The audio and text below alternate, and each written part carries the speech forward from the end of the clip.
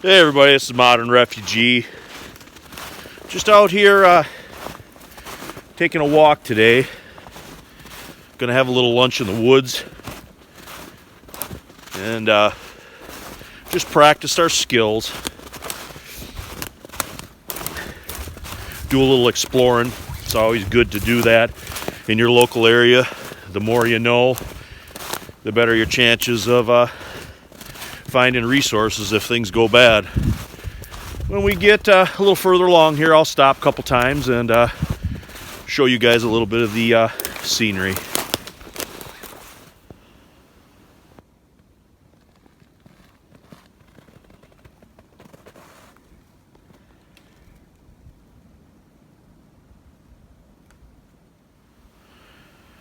Here's one of our little stops here on our walk. This is actually you can see the limestone over there. This is actually a quarry pond where they used to, started to quarry out limestone, but then it never panned out, so then they backed out of here. But there's several of these little quarry ponds kind of back in here where we're at today walking around.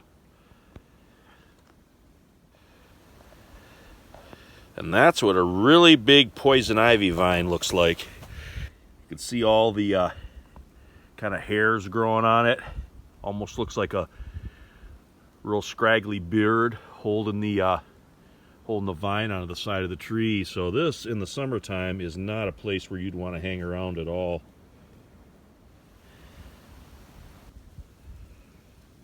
Come down here to a little creek that runs through here. Kind of following the top edge of this down into the woods a little further. A lot of animal tracks around here of various different types. Haven't really seen much other than squirrels so far on this walk, but this is definitely an area that gets frequented. Good time to mention that this really wouldn't be a good spot to crawl down and get water. That's about, I'm going to say 15, maybe 18 feet down there to where the water would be at. And unless you had a rope or something, it'd still be pretty hard to come up because this is almost straight down right here. This is not a good spot. Slip, fall, break your leg, twist an ankle or something, you'd be in worse shape than just thirsty looking for water. Coming in from the creek here, you can see that little bit of a high spot off there in the distance. That's probably about 100 yards. There's plenty of fire making stuff right here. We've seen a few cedar trees and then stuff like this birch right here. Plenty of bark hanging off of it where you could whip yourself up a tinder bundle if you had to. And here is what's affectionately known as a buck rub. And there's actually another one right over here. It's where the bucks will rub their antlers on to rub off the velvet and just kind of mark their area. You'll find these in the woods in the fall, pretty prevalent where there's a lot of white-tailed deer. And we got some little funguses growing here on this dead birch. Got the kind of the cedars over there. There's a little bit of a lower area in here, still in from the creek here a little bit. It's kind of sheltered right in here where we're at. And remember when I said back in some videos back that if things got really bad and I had to shelter back in the woods for a night, I'd try to find a spot where somebody had a deer blind, because there's deer blinds all over where we're at. And like this one right here, it's got a little bucket here that you could sit on. It's got a little bit of a tarp. This hasn't been disturbed in a while. At least it's probably hunting season, and it's end of January, so there's probably hasn't been anybody back here, I'd say, for at least a month, maybe even a little bit longer. But this is kind of a nice spot right here. You got a little bit of a homemade shelter already made. You wouldn't have to do much to kind of shore this up if you had to spend the night right back here. But yeah, just neat little things like this that you find when you come for a walk out here in the woods. Over there, right about there, is that deer blind. It's about maybe 50, 60 yards away from us right here. The wind is coming out of the south-southwest, which means the wind is coming in my direction right here. And this is actually where we decided we're going to have our lunch, kind of down here in this little bit of a cedar grove. There's a lot of dead wood around here. If you wanted to start a fire back in here, you would have no problem finding material to do it in. Birch trees, all kinds of good stuff around here. And this is where I got my little windbreak set up here so I can make my mountain house for lunch. What I did was I strung my ridge line basically around 3 trees, and then this tree right here is basically my backrest. Found a dead broken piece of wood there to sit on, and then I laid my garbage bag over top of it. Got my little heater going here, boiling my water for my mountain house. Take you around the back side here and show you how I got my little shelter set up. You can see it's on kind of a high spot between these 3 trees right here.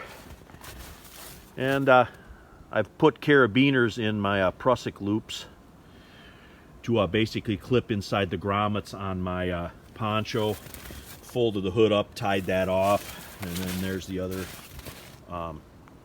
carabiner over there, hooked in the other prusik loops. Drove a couple of tent stakes down in the grommets to kind of hold everything in place. It's actually pretty decent. Got myself a figure 9 carabiner there to pretty much cinch everything tight. It's kind of the no knot solution, I guess. I'm not very good with knots, so these figure 9 carabiners are kind of neat to cinch a ridge line tight with. And got my pack here. One of the things when I was coming out today, I didn't want my bottle of water to freeze. I brought a quart of water with me. So what I did was I took a hot hands and put that down beside my water bottle inside my pack, and then that way that little bit of warmth will keep your water bottle from freezing. So when my water's boiling here, I'm going to get a mountain house going. I'm going to have a little lunch. Take a step back here, kind of show you what everything looks like with my pack hanging there beside me. It's actually pretty nice down in kind of that little low spot there, leaning up against that tree. It breaks the wind pretty decent. It actually makes it actually fairly decent. Anyway, I'm gonna get my mountain house going here in a second.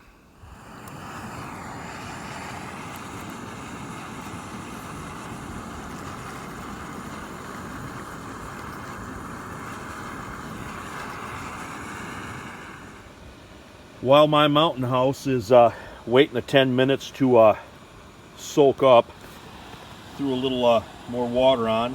I'm gonna cook some coffee here, get that good and hot. I'm gonna walk over here and show you Uncle Bumble's setup. I am not alone out here. He has got probably the better option for survival. He's got a orange tarp set up so people can actually find him, not like my camouflage stuff, but he's got his what is that, hot chocolate? Yeah, it's hot chocolate coffee. Hot chocolate. He's got a little propane stove there with an attachment on it. Yeah, show his little heater there that he's got, and he's kind of chilling, kind of looking GQ-ish here. He's got the one knee up. Yep. He's sitting like a peasant, and then I remembered, hey, there's a tree I can lean against. Yeah, very nice. He's got his pack hanging up here. He set this up right around a third of the time it took me to set mine up. I'm always fumbling with ridge lines, it seems like, but he's got his shit right together. He's actually sitting on a pad, which is kind of nice. Gets him up off the ground. I'm over there sitting on a garbage bag, and he's got a pad and a tarp, so I think he's probably got a better setup than I got. But I'm gonna run over there now and have my lunch. But yeah, he's got quite the little setup here. He's enjoying life. And that's my view while I'm eating. I had the old Mountain House turkey dinner casserole. Pretty much tasted like, I guess, stovetop stuffing, but it was a little bit softer. I had the water right, so it wasn't too bad. It was 240 calories and 2 servings. I ate the whole thing, so just shy of 500 calories. Having my coffee right now. I don't know if you can see it in there. Probably can't, but I actually measured a cup of water into this canteen cup, and I took a file and I put a little scratch mark at that level, so I know what a cup of water is in this canteen cup when I have it out here in the woods. A lot of the newer cups now, they'll have marks on it for you know, for a cup, 2 cups, stuff like that, for measuring out your water, for stuff like those Mountain House meals, but that's just kind of the poor man version of it. Just take a file and scratch a mark on the inside of the cup. I get done having my coffee here, we'll pack up and we'll keep on walking. Well, we are all wrapped up here. Kind of show you here. This is where I was sitting. Uncle Bumble's ready to go here. Put me to shame again packing up before I had my stuff packed up, but leave no trace. There's my pack there. Got it all my gear stowed back in there. Just got to pull that cord down and then we'll get out of here. Back on the trail, the creek is off to our right, probably about 20 yards. Uncle Bumble's following me back there. We're kind of following this down to where the wood line thins out, and then we're going to circle back around and head out of here. One of our little things we found here on our walk, it's actually part of an old sleigh. Somebody probably set this up here a long time ago and it just rotted away to nothing. If this thing had could tell the story of how it got back here, that'd be kind of neat. I'd like to hear it, but you'll find things like this when you're walking around out in the woods. It's just there's been people around here for a long time, and this is just proof of it.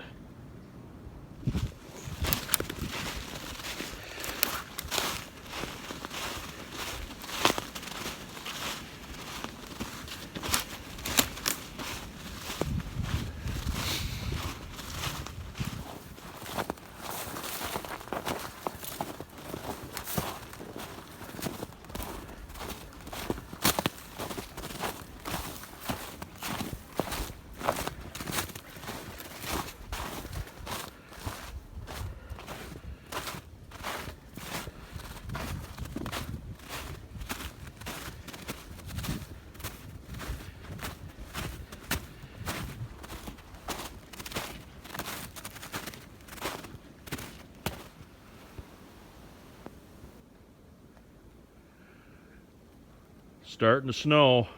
We're on our way back now. The wind is supposed to pick up here, and it's supposed to start snowing in a little bit, a lot harder than what it is now. Well, everybody, I hope you enjoyed our little walk here today, just practicing our skills, talking about setting up little windbreaks and making a little lunch out here in the woods. Just nice to get out and do these type of things. But anyway, this is Modern Refugee. Appreciate all my subscribers out there. Hope you guys got a little information, a little entertainment out of this video here. I hope you guys always pick up a little tidbit of information here or there from my videos. But anyway, you guys have a good one.